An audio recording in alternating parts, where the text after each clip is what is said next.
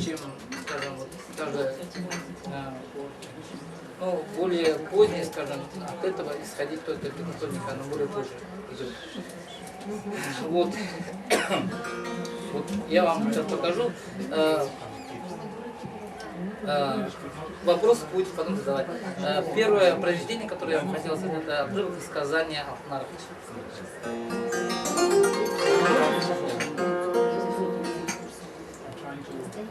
Также у нас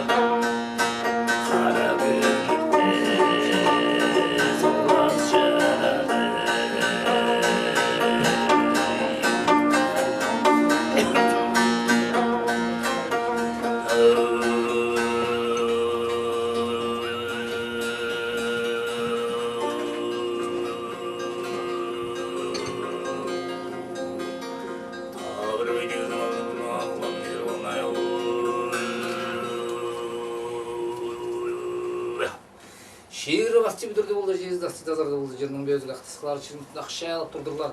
Жерінің жалы бағағындығылары ақтасқырдан ақылып, ақша азларынан тоғыр ақылып, қара күн ұрта ұғылызып, қара күн ұрта соғылызып тұрдырлар.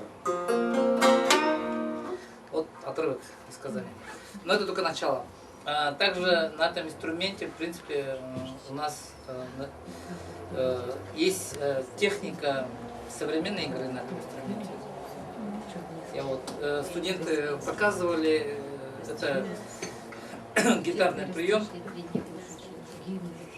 Основатель, вот кто этот прием придумал, это Сергей Трофимович Щерков. Потом, ну вот, мы у него маленько научились, вот здесь примерно покажу, как это звучит.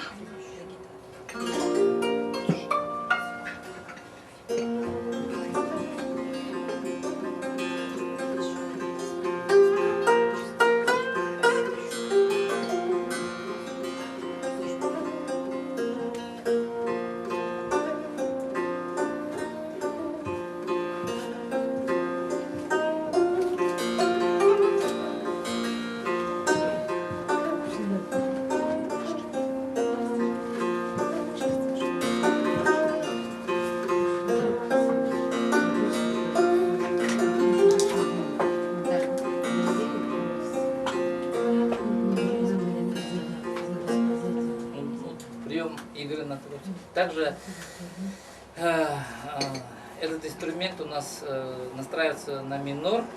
Это, ну, в основном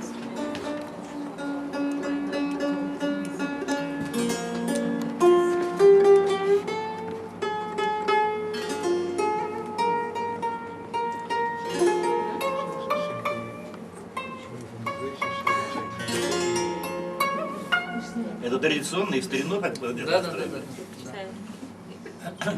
А в каких случаях минор?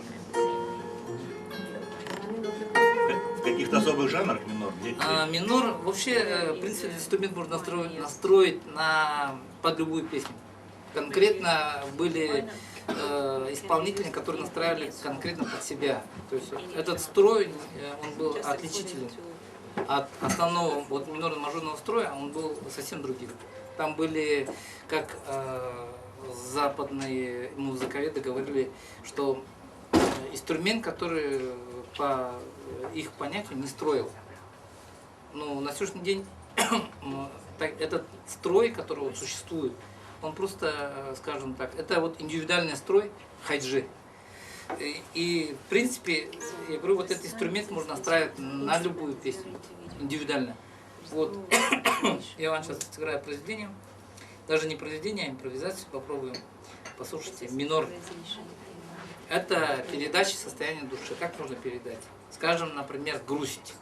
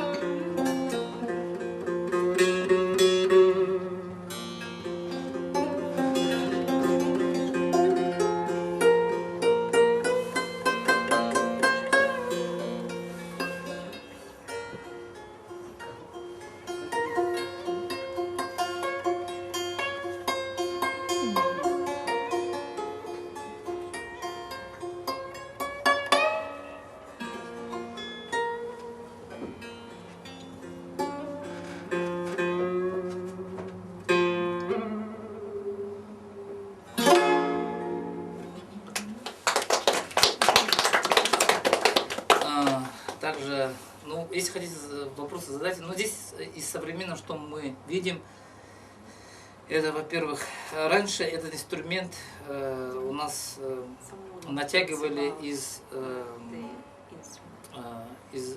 есть варианты, что из тонкой кишки натяжка была этих инструментов, то есть вместо этих струн.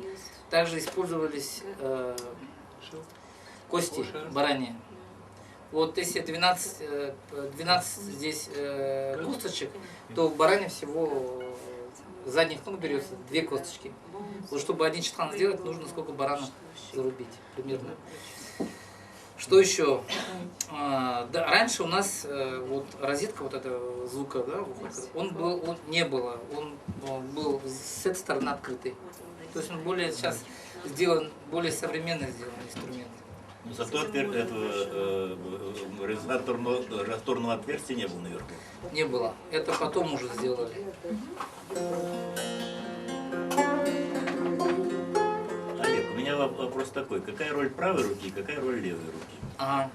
Правая рука у нас в основном ведет мелодию, ритм. Также каждый палец у нас отвечает за определенные, смотря какой прием. Скажем, если мы играем традиционно, указательный палец у нас создает ритм. И иногда используется при мелодии. Но вот большой палец, он в основном ведет мелодию.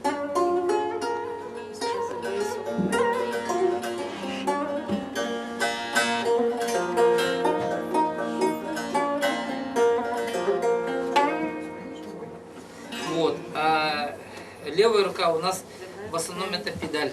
Если на фортепиано у нас нога, педалью занимается, то здесь у нас в основном полностью, скажем, краской звуков занимается левая рука. То есть мы играем, например, или если бы я играл без левой руки, да?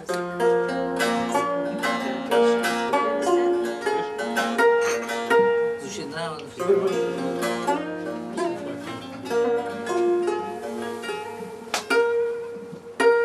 Вроде вибрато, да? Смысл? Вроде смысл не вибрато, да? Не вибрато. Вибрато это я просто дополнительно делаю. А в основном это нажатие.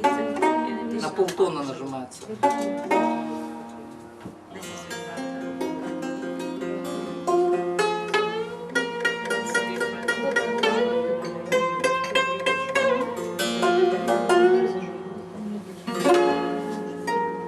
То есть где нажать тоже нравится? Да. Поближе. Это когда мы на инструменте, ну вот этот инструмент, в принципе, он сейчас на сегодняшний день это более, скажем, профессиональный инструмент. Почему мы подняли здесь вот колки подняли? Она дает больше возможностей, скажем, использовать нажатие. То есть мы можем здесь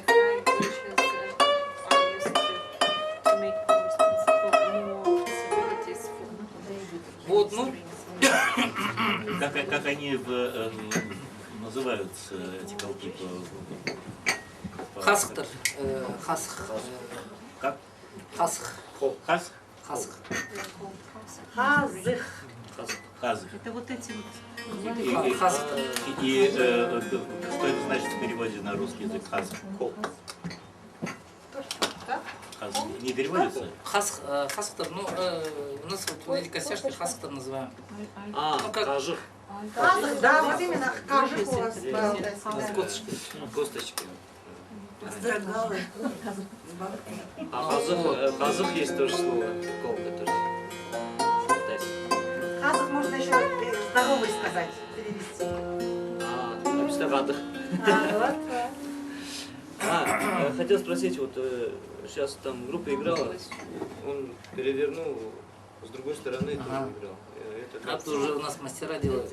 Экономят материал. Ну, вот. И С другой чтобы в стороны, дальнюю тоже- дорогу ездить, вот у нас есть люди, которые ездят далеко, летают на самолетах, они используют, чтобы не таскать два инструмента, они два в одном. Просто с другой стороны. Да, тоже. да, да, да. Я понял, что думал, что вот так перевернул. Нет, там два инструмента получается. Понятно. Еще вопрос, Олег.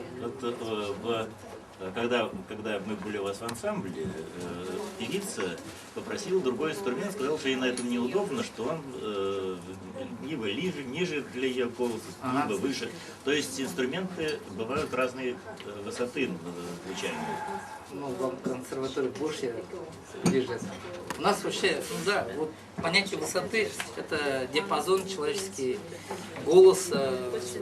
В принципе, здесь, скажем, есть традиционный строй, то есть традиционная тональность у хайджи. Но когда что касается певиц, то здесь исполнительниц каждый настраивает под себя. Вот. В основном это бывает и, ну, если альт, то это может быть си бемоль она поет, скажем. На одном и том же инструменте можно сделать разный строй? На одном и том же? Или... Нет, строй остается, тональность меняется. Но здесь я говорю, строй можно разный. принципе, натягивает. любой, какой хотите строить, такой можно здесь строить. Шунгылдан жоқ деп берсең, что қайырлық шунгылға түйістің Наверное. ну, ты же шун, қайдап же шунгылды же так пишет, уммен же, она уже... То есть просто, я прошу прощения, значит, просто эти два инструмента были просто настроены по-разному, да? А не то, чтобы Да. настроены Да, по-разному. просто тональность разная была. Настройка, в принципе, одинаковая. Например,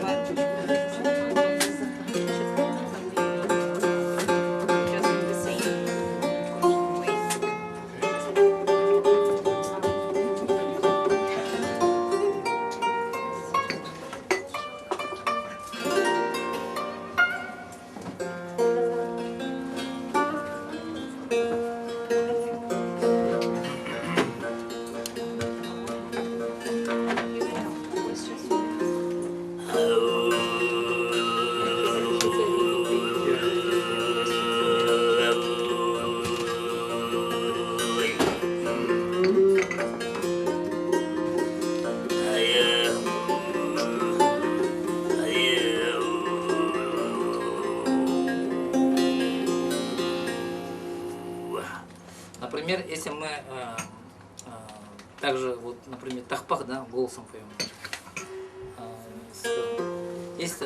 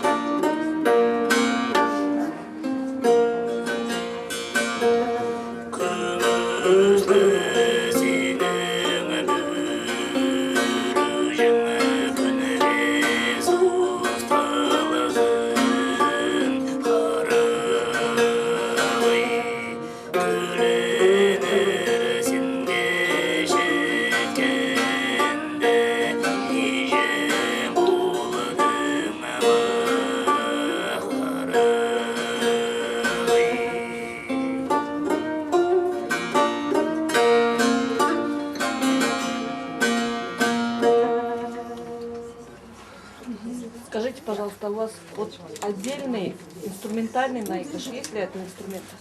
есть. Вот какой традиционный наигрыш какой? Ну, инструментальные, инструментальные очень наигрыши, они же, вот, например, скажем, вот миноре, да, мажоре уже, вот, скажем, вот мажоре дети играли.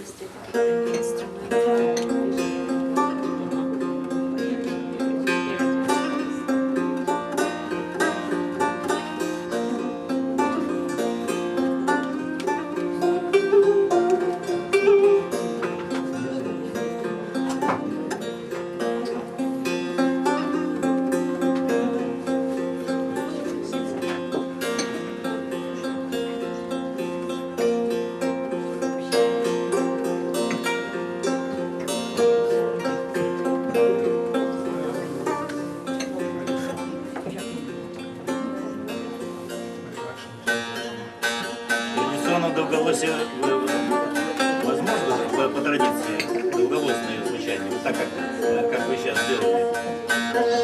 Долголосие. Двуголосие? Да, вот то, что вы сейчас сделали. Одна рука играет одну мелодию, другая другую. Полигон. Можно. Это вот.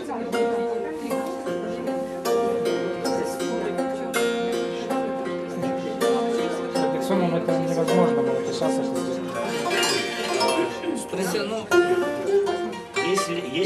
например, вот в миноре тоже вот это инструментал, да?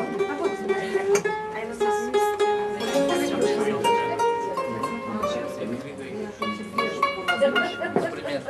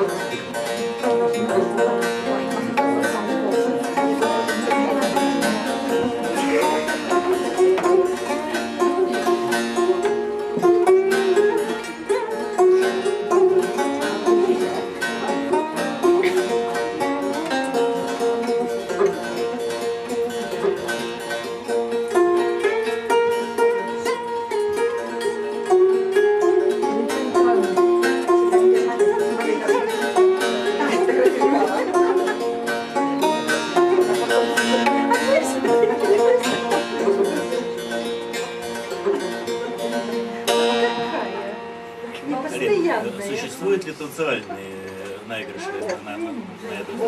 Да. Существуют, да? Да. Ну, в принципе, это... А скажите, пожалуйста. Число струн 12 и так и... Нет. Число струн 12, 14, 7, 6. Вот так вот примерно. Да. Скажите, пожалуйста, скажите, пожалуйста, вот играет роль, на чатхане должен именно мужчина играть или женщина должна играть? Или без разницы? Нет разницы. Нет разницы, да? Особо... Ну, у нас в основном в Казани сказывают мужчины. Горловое пение в Казани сказывают мужчины. Ну вот игра на чатхане. Чистая игра, то разницы нет. Да. Девушки играют, мужчины играют. Ну, у девчонок, да. У девушек намного мягче получается. Намного мягче. Ну, маленько жестче. Мужчина сказали, говорит. А вот в современной музыке Не было? Нельзя было, да? Ну, любую мелодию, в принципе, здесь можно. Мы вот Вообще, начинали раньше. нет, даже вот, например, Считалось, что таджик быть несчастным человеком. Вот, ну, скажем, это обязательство. Нет. Мы все стремились быть таджиком. Это ложь.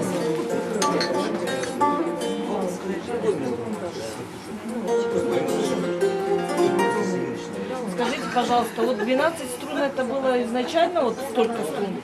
Поменьше было? Вот? 7 было. но 7 было, да? Нет, ну, изначально сказать, что 7 были или 12, 14, мне кажется, трудно. Почему? Основа лежит на семиструнном инструменте, основа. Но, да, но у нас есть поэтическое понимание. Мы когда говорим, мы чтахалых чадаган, это в основном мы можем сказать образно. А тахалых чадаган это гипербола. Мы также можем 60 косичек сказать, но это не знаю, что такое. Ну, как 60 косичек. сэпасы, да? Вот. Да, ну вот основа идет, да, 7 струн, это основа идет. А потом она, в принципе, есть старинные чатханы, которые были уже, вот они более древние, да, они уже 14 струнные были. Но мне кажется, знаешь, технически невозможно было 14 струн, потому что высота звука, он даже тимр, анде сир, а сир не выдерживал. Было на Сейчас 14 играет на струном. семиструнном чатхане, играет. Технически невозможно. Ну, еще вариант есть такой, что не у нас здесь это металл добывали,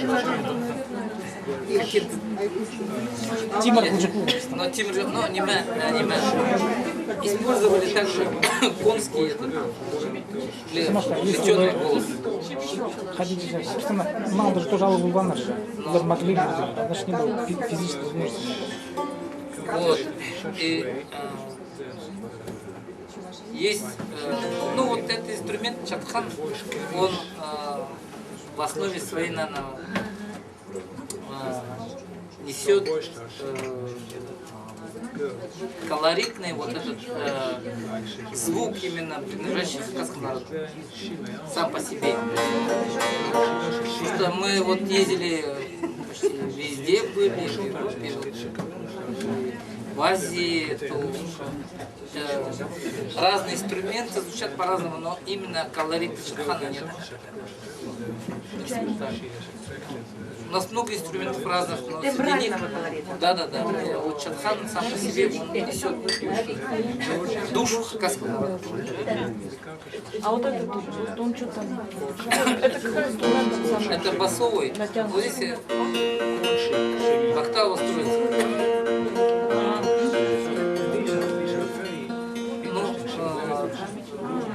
Также я хотел бы другим предоставить слово.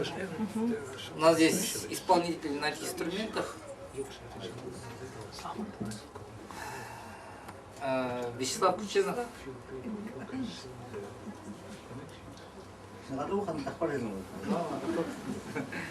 Здесь присутствует у нас. Да, вот он тоже много чего. Только что здесь был. Вот. 13, наверное, пошел. Юлия Черкова, у нас молодая исполнительница, она тоже, думаю, да, вот Сергей Черков Трофимович, это ее отец, вот, мастер, изготовитель народных инструментов, также исполнитель, великолепный исполнитель на этом инструменте. Юля, можно? Сига, хадыр, шыққан пушат мı? Hadi пустите второго. У нас инструменты по-разному настраиваются, поэтому для нее будет она неудобно.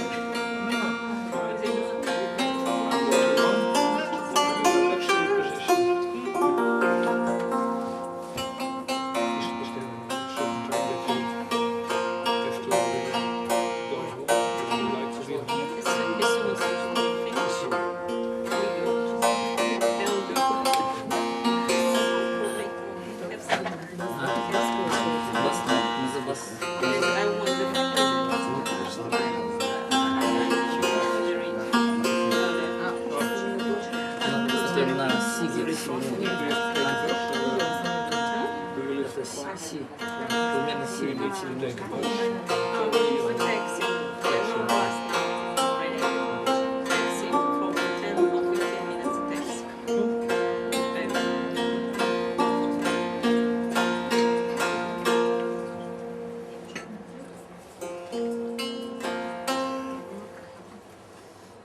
Сейчас сыграю вам инструментальную мелодия Шира. Наигрыш Бекова.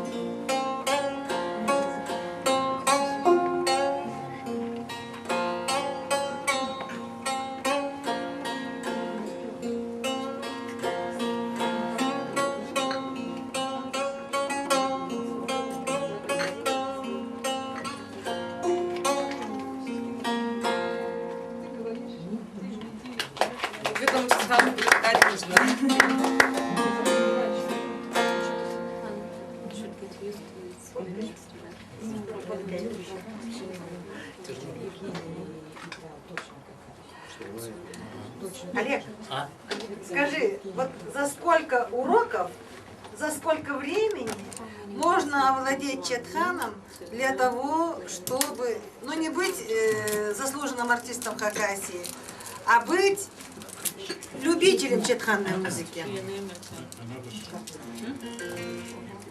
У нас, в принципе, вот, я не знаю, Рафаэль, сколько занимаешься? Ханже занимаюсь, ойнавший. 12 жил. Я примерно Ханже. Сколько? 12 лет. Вот 12 лет человек занимается. Так он наездами, а синнинче Музыкально біз Чатханнан кішілігар де аяқсыз. Менің где-то, наверное, шибіргімнан Неше шашастығыңыз қара? Еще даже. 9 жасыңызға келді. С 9 лет Олег вот этого мастерства добился, начиная обучаться игре на четхане и прикоснувшись к этому инструменту с 9 лет. Ну, 9 лет я баловался, а серьезно... Семидичек. Сынға біз соның бері келгенде мындай көресің. Бұде біздің алды ағылжыңдар, шатқанна ойыны жыңдар, біз келген бұде ойнап қойдық. Білбежіңіз қайда ойнайды. Еще хотел бы... Каждый день, Олег, ты занимался с 9 лет на четхане каждый день? Нет, не каждый день. А вот инструмент сам по себе еще, вот, что можно сказать о четхане? Этот инструмент, в принципе, вот если вы послушаете звучание, да, вот как вот звучание.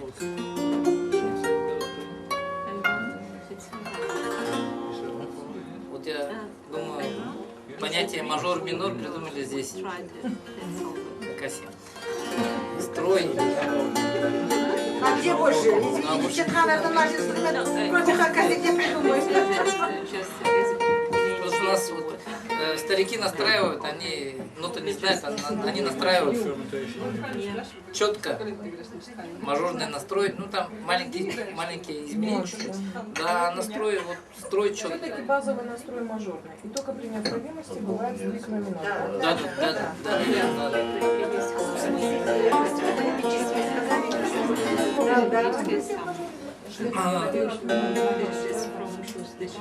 Так они плаваются. Сейчас. Олег, профессионально ты сколько лет занимаешься?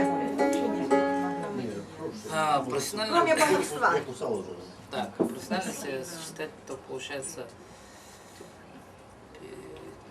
ну, где-то около, наверное, 20, около, ну не 20, но около 18 тысяч. Олег, а каким путем осваивал горловую манеру? Горловое пение. Это как к этому пришло? Горловое пение, ну, к этому, я не знаю, как оно. Это горловое пение мы слышали, с детства слышишь вот эту мелодию, горловое пение, скажем. И мы Кадышева, Курбюжекова, мы вот, их исполнение. Мы к этому как бы серьезно не относишься к этому, и мы не понимали. Вот горловое пение, оно серьезно, я начал заниматься уже только после армии. А до армии были моменты, когда мы просто баловались. А серьезно взялся после армии. Также. Но горловое пение, наверное, это все-таки обертонное пение, оно несет в себе, как ближе к вам сказать, это, наверное, звуковой смысл. Когда человек исполняет горловое пение, скажем, например, если мы звук извлекаем,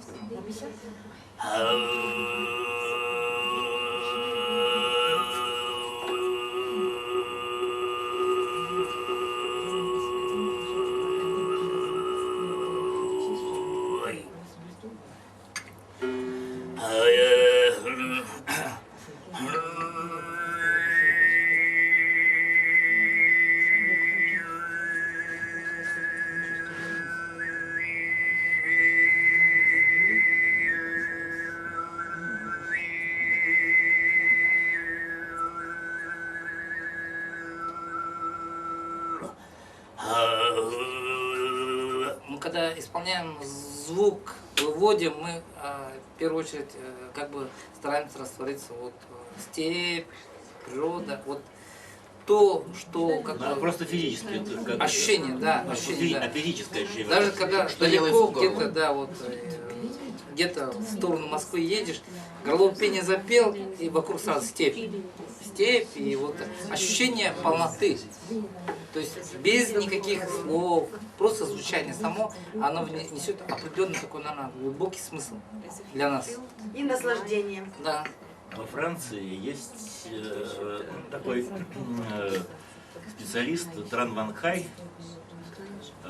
который имеет лабораторию изучения горлового пения в Париже, и он учит горловому пению. Он сам поет в горловой манере очень хорошо. Он вьетнамец, выросший во Франции. Вот. И он объясняет это так, что он говорит, что у него там рентгеновские аппараты, у него там какие-то эти осциллографы, у него какие-то компьютерные методы, у него так вот напичкана в лаборатории всякой аппаратурой. И он говорит, что вот, ну, это называется по-разному, он говорит, у нас говорят ложные связки. Что есть звук, который издается связками, и есть вот сжимается здесь эти ложные связки, напрягаются. И он говорит, образуется свисток. И поэтому вот он уверяет в том, что это обертон, это вот манера, которая на обертонах, она не обязательно. Он как-то мы ехали вместе во Франции в автобусе, он сзади сидел, и он такой веселый человек, он потешал всю публику, что он горловым образом напевал французские модные песни. То есть это не обязательно, вот, это просто национальная манера, это мелодия, которую вы ее извлекаете. А в принципе он говорит, что можно. Любую мелодию. Согласен? Согласен, да? Ну, Когда поедем? обертонное пение само по себе, оно использовалось у нас и при камлане шамана. Когда он камлал, он извлекал разные звуки, и птиц, там, зверей. В то же время он пел горловым пением. Это горловое пение, она в себе, вот само извлечение звука, она несет еще для хакасов сакральный смысл. Почему Алап Турнамах мы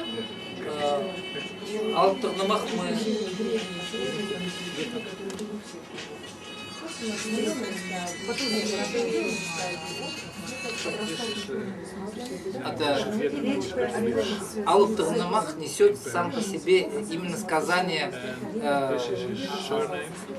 оно несет духовное, внутреннее, сакральный смысл. Поэтому, когда его не пели обычным голосом, а именно горловым пением. Да, вот еще есть версия, что когда человек горловым пением поет, дух его не могут узнать. И они, как бы, он защищенный от духов, и он может рассказывать сказания. И есть даже истории, когда сказитель до конца не духи могли его наказать за это. Он до конца сказания не рассказал. Поэтому, когда есть еще Элик Хайджи. Элик Хайджи — это человек, который видит духов конкретно. Он их приглашает на похороны, приглашает. И тогда как сказать, он покойника провожал на тот свет. На тот свет, неправильно. В тот мир провожал. Он видел его, он ему говорил, успокаивал и провожал в тот мир. Это, кстати, вот до сих пор так она у нас существует. То есть, когда человека хоронят, то приглашают хайджи, который ночью сказывает героические сказания. Тран Ван Хай показывал фильм, в котором вот результаты работы его в школе. Сидит таксист за рулем, сидит, рулит и поет горловое пение. француз. Так что, в принципе, это оказывается, можно любого человека. Ну, да. Горловое пение, она несет в себе, я считаю, что общий мировой смысл. Да, более древний, оно существовало во всем мире. Ну, скажем, если мы берем историю более древнюю, то, скажем, Хуну, гунны, они же Европу захватывали, поэтому культура, она была, в принципе, распространена вот, по всему миру. Ну, Тибет, скажем, они тоже, когда покойника проводят, то они поют обертонным пением. Лама поет. Да. Но обертонное пение, она основа вообще тюркского пения. Когда мы поем, например, любую песню, да, мы берем фоновый звук. Идет с ним, и на этом фоне мы поем мелодию. А вот это звучит у нас вот этот басовый звук, он сам по себе постоянно звучит на одном тоне. И на фоне его идет мелодия.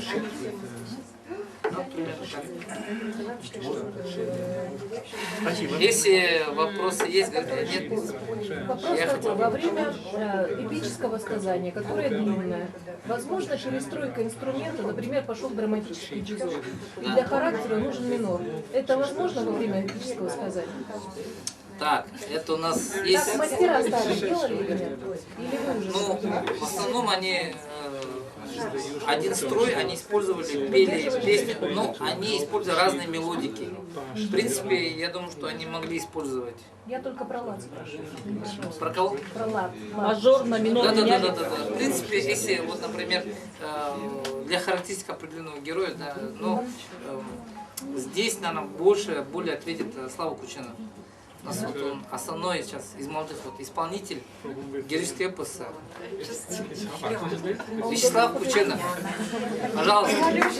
Что, попросим человека.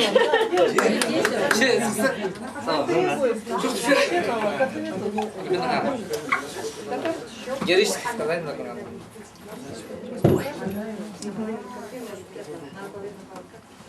Ну, это сразу говорю, что не мой инструмент, у меня строй другой.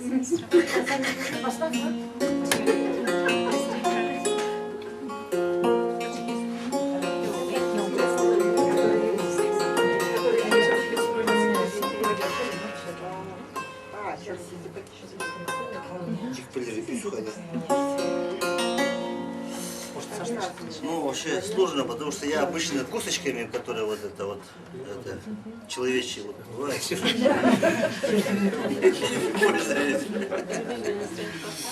Ну, в героическом эпосе, конечно же, основное это мажорные. Я вот, честно говоря, не встречал там минорные какие-то там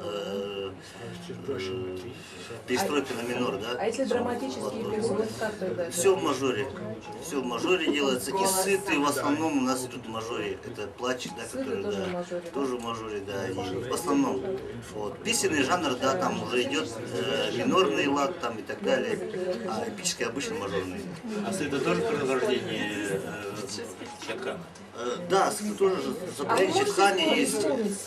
А? Ой, я сейчас сразу сходу не смогу, честно. Это да, специальный настрой, специальный подход к этому надо там и так далее. Эпос обычно исполняли, разрешалось исполнять мужчинам 42 лет. Почему 42?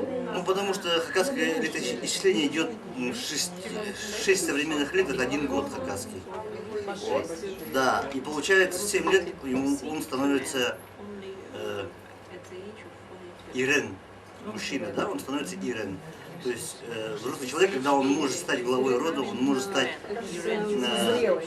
да, он может вести алгасши, тайлер, да, там, он может давать благословление там детям, ну, младшему поколению там и так далее. До этого он не имеет права. И пить водку, ну, то есть, ну, не айран, арага, да?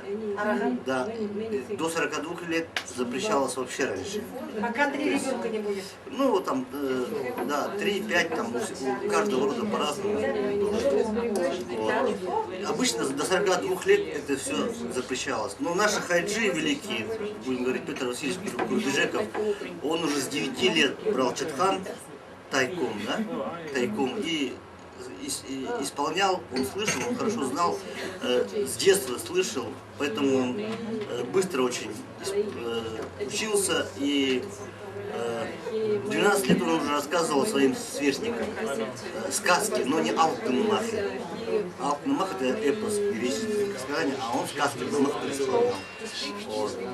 И в принципе он уже к 18 годам как хайджи созрел и мог исполнять, но он не позволял себе такой, был кибер, такой, ну, обычай, что да, запрет, да, нельзя было, и он это делал тайком, то есть, в основном, и когда мало народу.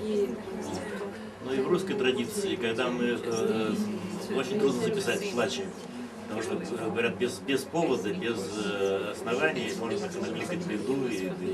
Да, это правда, потому что обычно эпос, ну как говорить, ну я вот по себе скажу, что на самом деле, когда эпос рассказываешь, до определенного момента происходит какой-то, будем говорить, ну, современным языком, клик, да, когда уже остановиться невозможно совершенно. Вот. И тогда приходится очень долго рассказывать. Ну, то есть эпос идет там 4 часа, должен 4 часа рассказать. Если идет 8 часов, должен 8 часов рассказать. Здесь не останавливаясь. Вот. Иначе потом просто, ну, будем говорить, спать не можешь, там какая-то ломка, будем говорить, может, мышцы начнут трястись, там, вот это болезненная ситуация на самом деле. И, ну, она, говорит, ею нужно уметь управлять.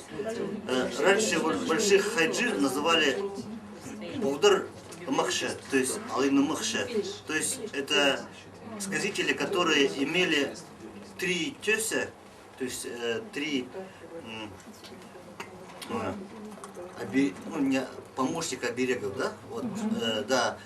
Хай-Эзе, это хозяин горлового пения, который он сопровождал его. Чатхан-Эзе, это хозяин Чатхана. И Сөз-Эзе. Сөз-Эзе это хозяин слова. Вот. И прежде чем рассказывать эпос, он должен был тесты тартпалага, то есть пел, притягивал их, да, к себе там, и пел им песню, чтобы они подошли и сели рядом. Вот. И тогда он мог уже исполнять. Но это очень сложная процедура, и ею овладеть тоже очень непросто. Вот. Определенный обряд есть, присутствует там и так далее. И этот обряд выдержать, ну, я скажу, что вот даже я сейчас пока не могу это сделать. То есть это в основном происходит спонтанно, то есть во сне бывает, спишь, ни с того ни с чего, там снится тебе 3 всадника, они скачут за тобой. Вот. И ты от них убегаешь, не можешь убежать от них вообще никак. Во сне там они начинают бичом бить, и ты просыпаешься, знаешь, значит, пора, да, брать Чатхан и начинать рассказывать. Ну, это вот такое есть. Но, извините, в Киргизии монасчи, да. они тоже не впадают в транс такой. И вплоть до того, они, когда входят в этот транс, потом у них начинает пена здесь изо рта идти. Они уже входят в таком обморочном состоянии поют. Они входят в какое-то особое вот такое состояние транса. Да, я знаю, вот. Вячеслав Михайлович, но они исполняют произведения, а тут, может быть, автор, сказать. Нет, там монас самый большой эпос, и они очень близки по традиционной культуре с нами, да, вот именно. В плане, я с ними, ну, как бы, мы с ними соприкасались и в Америке, и в Европе постоянно, да, там, то есть, когда мы исполняем, и монаши там бывает, и когда мы общаемся, мы с полуслова себе друг друга понимаем, потому что они тоже до этого состояния стараются доходить, что потом не переходить эту черту, да, когда остановиться уже невозможно. Вот. И некоторые не справляются с этой ситуацией. Это может период наступить чуть пораньше, чем они считают, что должно произойти. И они не справляются, потом это большая ломка. Он может 3-4 дня вообще не может ни встать, ни сесть, ни кушать, ни петь, ни говорить, ничего не может. это такая ситуация. Вот я вот скажу, что в 2002 году, по-моему, были на фестивале в Вашингтоне Silk Road, проводил его, ну, я точно не помню кто. Но там был монашек, который вот именно не рассчитал силы и в итоге попал в эту ситуацию. Он 3 дня отсутствовал вообще. Он не мог не встать, ничего не мог сделать. Ну, я старался чуть пораньше заканчивать, чтобы не выпасть, потому что неудобно будет перед организаторами что-то. Вот. А он действительно хотел как бы вот до самой грани дать. Ну, это желание, понимаете, найти. Просто сломался, да? Да, эту границу как бы чуть-чуть не дойти его, да, сделать. Есть желание такой вот самый момент остановиться. Ну, лучше раньше. А кто был, Вячеслав? Кто это был, который не мог остановиться? Откуда он был? Тахтабек это был. Тахтабек Дагестан, да. Тахтабек. Да. Он с Нарынского района. Ну, эпос, ну, женщинам запрещалось это делать, потому что, ну, как считалось, что если она еще не рожала детей, как бы нежелательно этим заниматься. И был запрет на самом деле на это. Но были хайджи, которые, в смысле женщины, которые очень, Анна Васильевна Рубежикова, да, там и так далее, они уже взрослыми были, уже дети были, они исполняли, и это не хуже, чем... Они исполняли тоже с хаем, да? Нет, в основном, да, без хая, да, в основном без хая. У нас с хаем исполняла вот, шаманка Саргома Инагашева, она жила в верхней базе, да, вот она хаем. У нее хай был такой, как мужской. Это было очень странно, потому что обычно женский хай, он на октаву выше, да, а у него был как мужской хай. Вот, это удивительно такая была ситуация. И мы еще застали. Ну, Юлия Черкова сейчас поет. Она в горловой манере. В принципе, она пробует петь и героические сказания. Все это может быть опасно.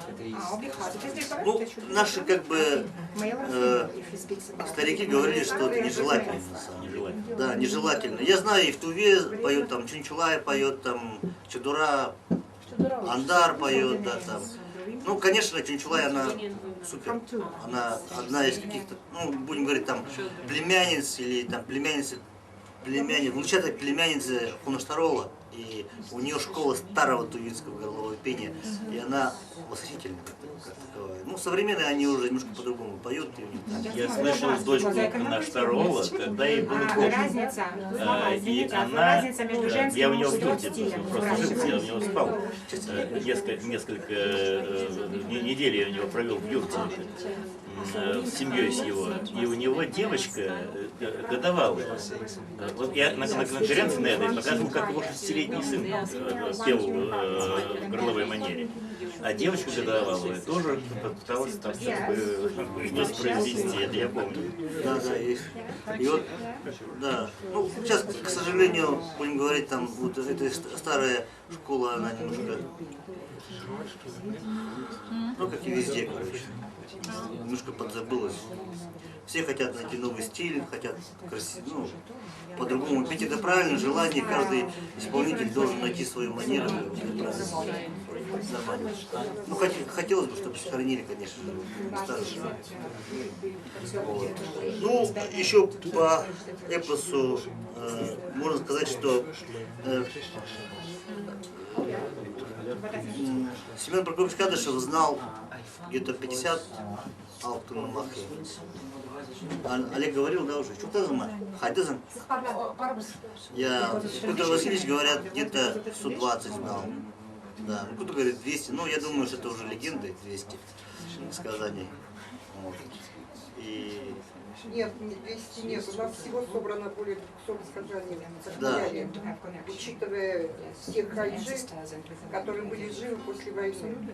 Да, ну, Валентина Евгеньевна говорит, что он знал 120 где-то. Ну, я тоже сомневаюсь в этой цифре, честно говоря. Вот. Но судя по его, вот именно айдолу, который сохранился там 26 минут, да, восхитительно поет, конечно. Не все успели написать.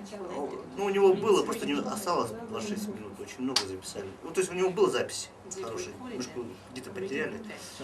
Ну, Вот у нас этого изучайте, достаточно. У нас достаточно сказаний.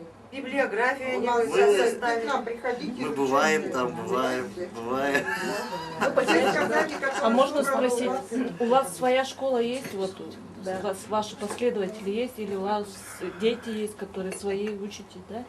Есть? Я, честно говоря, я не считаю себя еще большим мастером, чтобы учить детей, поэтому мне еще нет 42 лет. Поэтому я немножко подожду с этим делом.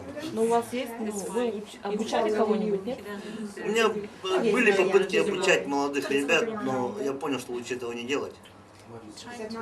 А почему? Ну, как, странно смотреть, например, там 3 мальчика учат себя на сцене в 3 экземплярах. Это неприятно. Честно скажу вам. Да.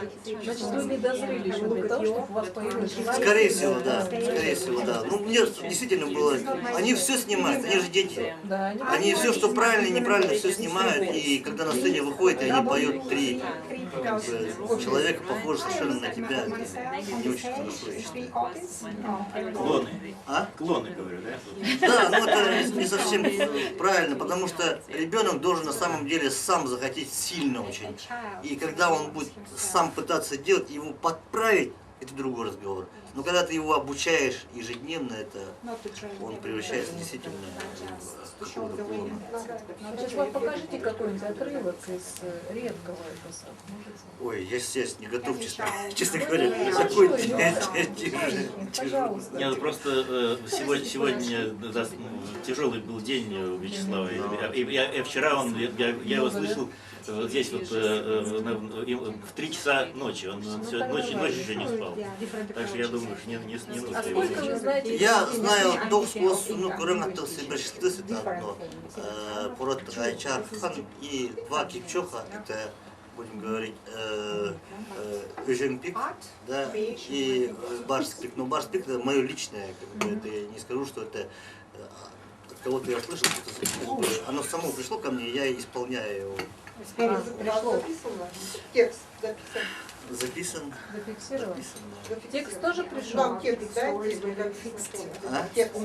Авторский Вопрос. текст. Как вы Я не думаю, что это научно и интересно, честно говоря. Вам сказали, дайте, пожалуйста. А? Вам сказали, надо дать. Для истории, для истории. Не надо думать об этом. А вы Давайте я лучше, знаете, лет через 10 дам. Вот тогда будет нормально. Да. отшлифованный текст, Да, да? сейчас уже он, я считаю, еще Вопросов он можно с этой четырехспан. сырой. Да. А когда вы исполняете уже старинный, допустим, эпос, вы вносите свои элементы, что-то Обязательно, меняете, да. да? То есть одно Но импровизация сюжетная линия остается четкая. все эти Да, события, сюжетная да, в линия. И, таком конечно же, Хайджи, он отличался, хороший Хайджи, от простого Хайджи тем, что он мог импровизировать и интересно рассказывать. Ну, будем говорить, например, идет борьба между богатырем, да, какой-нибудь, Ахан и Хугат. Пистумзух, Лехарен, это, ну, типа, женщина, Хадига на Хугата. Хугат есть хугат, и в Африке хугат. Да, и вот он с ней борется. Стерва. Да, ну такая, как бы, которая может в лесу превратиться, там кого-то еще, там вот такая женщина. ведьма, Да, и он берет ее, рубит этим, как его, копьем, шедета, который такой, рубит ее пополам, она раз, разлетелась. А потом начинает там, да, собираться, она говорит, там, перед говорит, да, давай, сюда, сюда, сюда. Она в другую сторону попала. Говорит, не туда, туда, сюда, сюда, сюда. И вот как бы вот, а он, когда уже соединяется, он раз ее проткнул и отбросил обратно. То есть, ну, эти моменты, конечно, они интересны. Но всегда был предел. Предел, то есть этим импровизациям, чтобы не врать, да, будем говорить, там, сюжетную линию четко держать. И я заметил, что вот, например, еще в эпосе Алтнарбар, Ханхыст, Кадышевтан Барая, там и так далее, вот они как бы разные идут. Эпос Алтын Чусья, вот есть, там и так далее. Но когда я, будем говорить, слушаю, да, и там, или эпос, и мне кажется, что это продолжение одного и второго и третьего. То есть герои, они двигаются дальше. Вот. И интересно. Ну, нам приходится изучать, да. Я, конечно, из детства слышал эпос обычно по радио, я не слышал вживую, честно. Вот. Я слышал, ну, много слышал от бабушки сказки, да, но не легенды про звезды. Напевные. Были напевные, были словесные, но они тоже рассказываются такой, будем говорить, там, напевной форме, да, обычно. Ну, бабушка не любит. Вот, значит, вы, как правило, исполняете вот алтынарах. Это как классика у нас идет, да? Вот Айхудин, да? Вот, ну, я имею в виду, как хайджи, будем вот так говорить. А вот это Баинова. Хантегас. Ага. Хантегас. Вот Олег пытался, я посмотрел его, я понял, что я не справлюсь с этой задачей, поэтому я не стал его. А Олег пытался, ну и что, и получается? Не знаю, надо у него спросить. А где он получил? Не знаю, это ушел.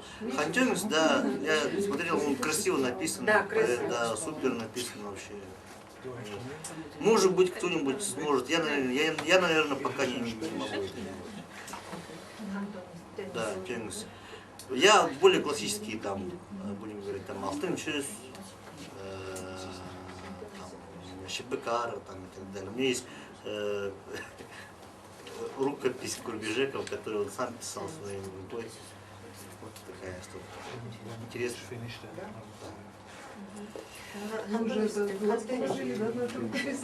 Девочки, Антония сможет купить. Оно написано. Да, на русском.